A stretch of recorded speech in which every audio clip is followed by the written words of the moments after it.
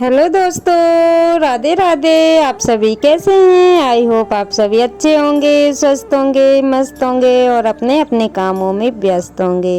तो दोस्तों, आप सभी का आज के नई ब्लॉग में बहुत बहुत स्वागत है। तो प्यारी सी सुबह तो नहीं हुई है दोस्तों, क्योंकि सुबह बहुत देर पहले हो चुकी थी और अभी टाइम ना 11 बजे का हो रहा है।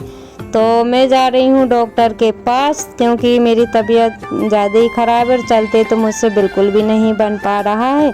तो सोचा कि चलो डॉक्टर को दिखा देती हूँ। वैसे तो मैं दवाई लेके आ गई थी, लेकिन उससे आराम नहीं लगा था, तो फिर मुझे ही जाना पड़ा। तो दोस्तों, यहाँ पर जैसे ही मैं रोड पे आ गई थी ना, और थोड़ी सी दूर में चली गई थी और फिर उसके बाद में फिर से वापस आना पड़ा, क्योंकि जो मेरी कल वाली मतलब एक दिन पहले वाली जो टैबलेट वगैरह रखी हुई थी, तो वो तो मैं यहीं पे भूल गई थी। तो सोचा कि चलो साथ में उनको भी रख लेती हूँ, क्योंकि अगर बोई की बोई टैबलेट देंगे तो कम से कम वो दिखा देंगे तो उधर से कम हो जाएगी।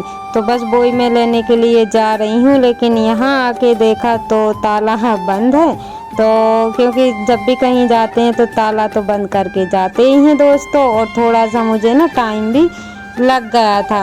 और यहाँ पे वैसे भी मैं धीरे धीरे आ रही थी, और यहाँ पे आप लोग देख ही सकते हैं कि जो गेट है कितना गंदा हो गया है, क्योंकि बिल्कुल भी टाइम नहीं मिल पा रहा है कि मैं इसको साफ कर दूं। बच्चे रहते हैं ना, हाथ वगैरह लगाते रहते हैं, और जब भी मुझे टाइम मिलता है ना दोस्तों, तो मैं सफाई करते ही रहती हूँ। और यहाँ पे मैंने दवाई उठा ली है और फिर से मुझे ताला लगाना पड़ेगा, और मतलब फिर से उतनी मेहनत करनी पड़ेगी। वैसे तो मुझसे बिल्कुल भी नहीं बन रहा है, लेकिन क्या करें, अच्छा होने के लिए कुछ जो है कि करना ही पड़ेगा। तो बस दोस्तों, मेरे हस्बैंड खड़े हैं बाहर और वो भी चिल्ला रहे थे, क्योंकि पहले मैंने दवाई नहीं उठाई थी और मैं भूल गई थी। वैसे तो मुझे याद था, लेकिन चलते चलते ना अचानक से मैंने कूलर पे रख दी थी और मैं फिर याद ही भूल गई थी।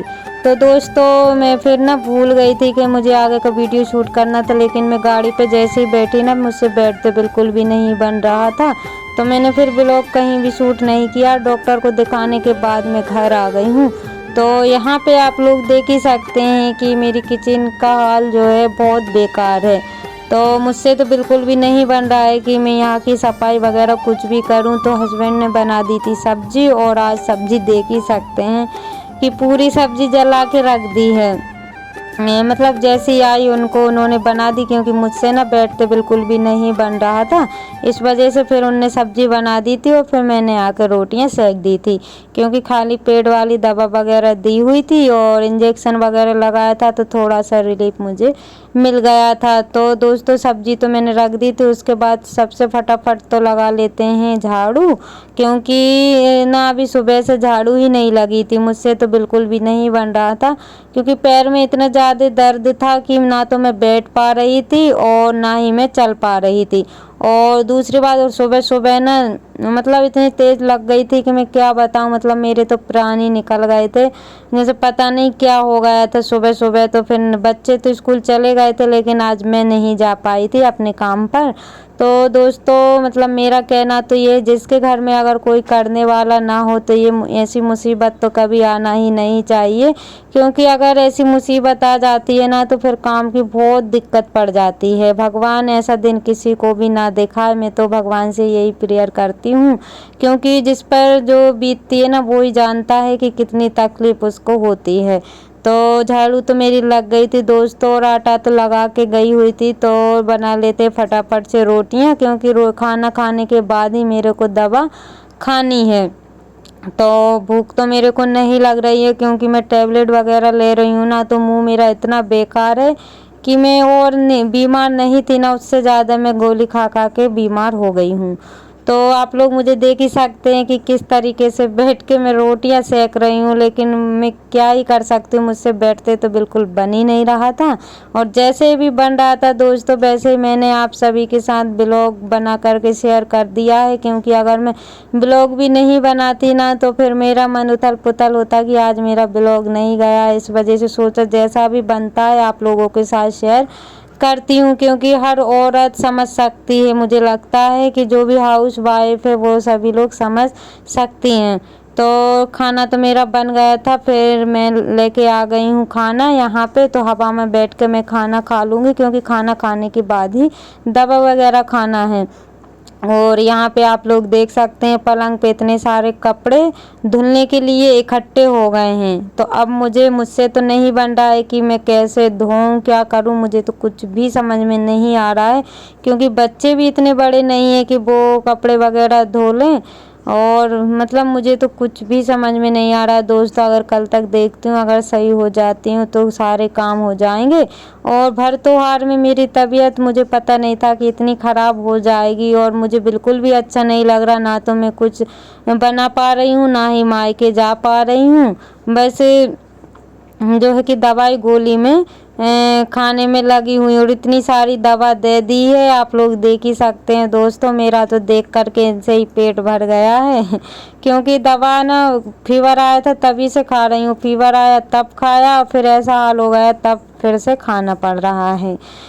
तो जल्दी ठीक होना है तो दवाई तो खाना पड़ेगी, नहीं तो फिर कैसे ठीक होंगी, और फिर ज़्यादा ही समय लगेगा ठीक होने में। इस वजह से फिर मैंने तुरंत ही दिखा दिया, और फिर जो है कि दवाई मैंने टाइम से लेना शुरू कर दिया है।